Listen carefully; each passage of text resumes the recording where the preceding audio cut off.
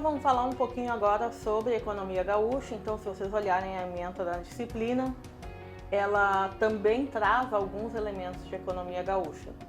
Esses elementos não estarão em todos os módulos, mas eu vou comentar aqui nesse módulo também esses elementos, né? Então, quando se discute a formação do Rio Grande do Sul, a gente busca historicamente aquilo que vocês também já conhecem, estudam desde o terceiro ano, que é o fato de que é uma colonização tardia, é uma colonização que se dá por questões de segurança, né? O Rio Grande do Sul, se a gente quiser verificar aqui, né, ele nem era do Brasil, de Portugal, né, ele nem estava junto com o Brasil na primeira divisão do Tratado de Tordesilhas. Então a gente tem aqui um componente que é um componente bélico, né, que é importante para a delimitação das nossas fronteiras, que é importante no processo histórico e na constituição do Estado, né? Vocês já ouviram essa história mais de uma vez, existem livros, existem filmes que contam,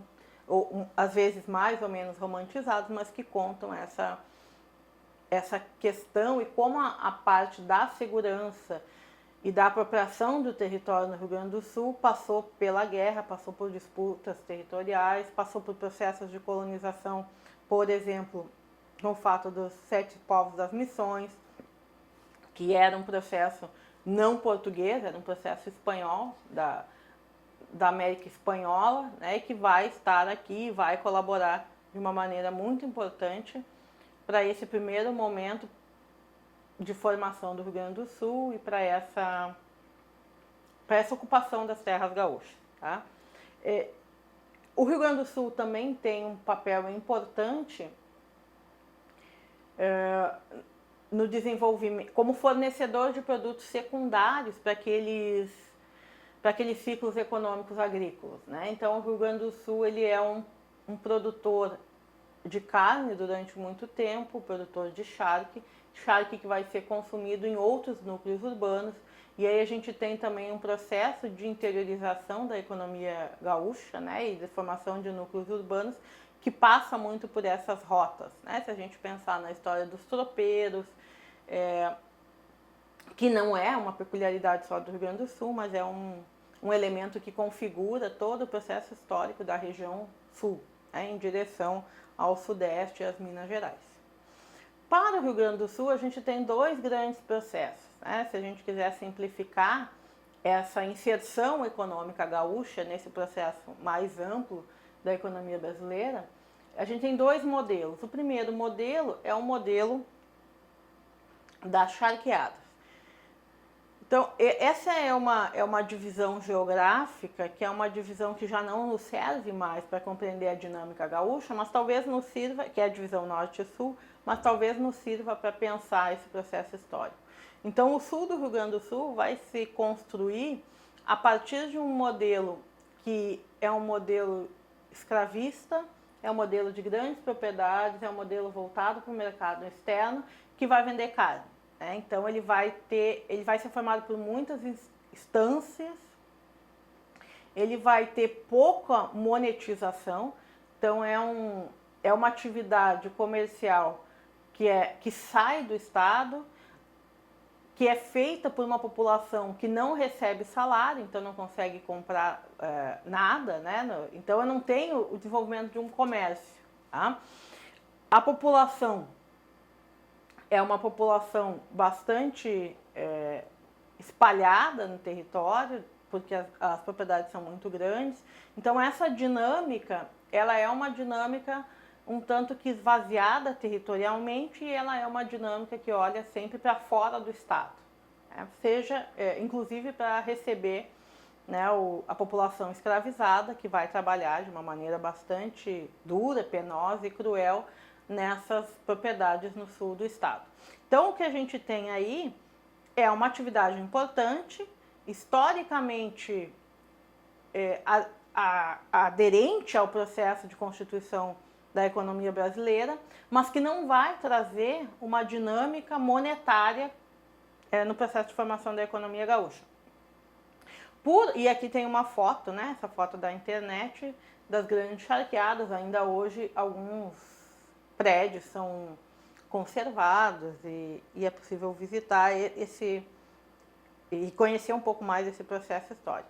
Por outro lado, a gente tem ali na altura do Vale dos Sinos um outro tipo de colonização, um outro tipo de ocupação territorial, que é uma ocupação que vai se dar de uma maneira muito mais diversificada, que vai se dar por imigrantes, que não raros não eram então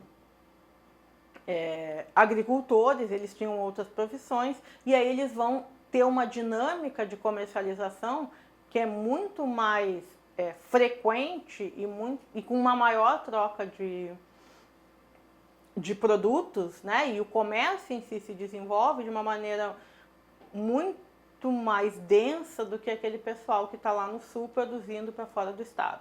Então aqui, quando os imigrantes chegam, né, e sobem pelo Vale dos Sinos, a gente tem uma outra configuração, tem uma quantidade maior de produtos, tem uma distribuição melhor de renda, as propriedades elas são menores.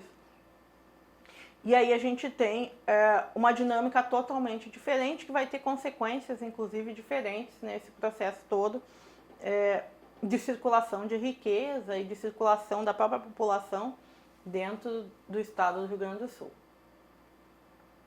Nesse sentido, então, a gente tem duas configurações de formação da economia gaúcha. Por um lado, aquela economia colonial, que tem uma mão de obra livre, que tem uma mão de obra mais diversificada, que a economia é voltada para dentro do estado, então a troca entre os imigrantes, entre os comerciantes, ainda não se tem muita exportação.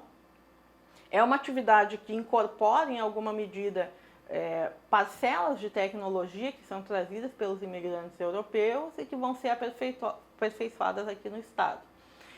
E esse processo de comércio, ele é um comércio muito mais monetizado. Talvez você já tenha ouvido falar, né, que o processo de cooperativismo no Brasil, por exemplo, vai surgir por imigrantes nessa zona de colônia, né, vai surgir no Brasil nessa zona de colônia no Rio Grande do Sul.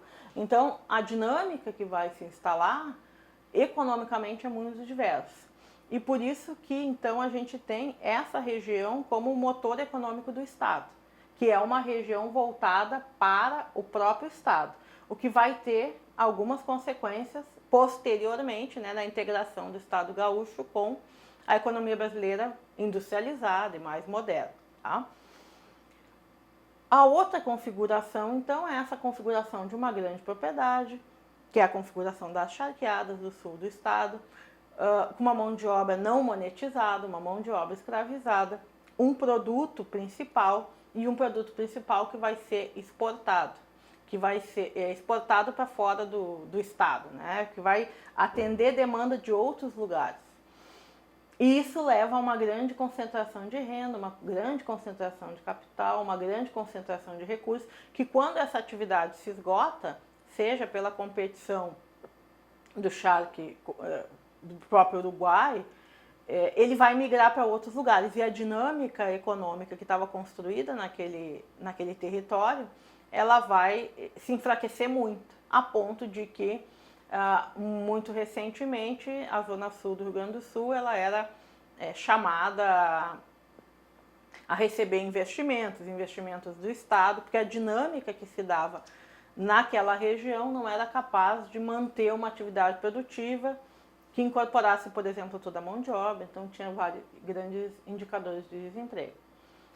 Certo, pessoal? Então a gente pensa esse início do processo de formação econômica do Rio Grande do Sul a partir dessas duas configurações mais importantes, das suas diferenças, né, e que têm consequências depois quando o Brasil vai se industrializar. Valeu!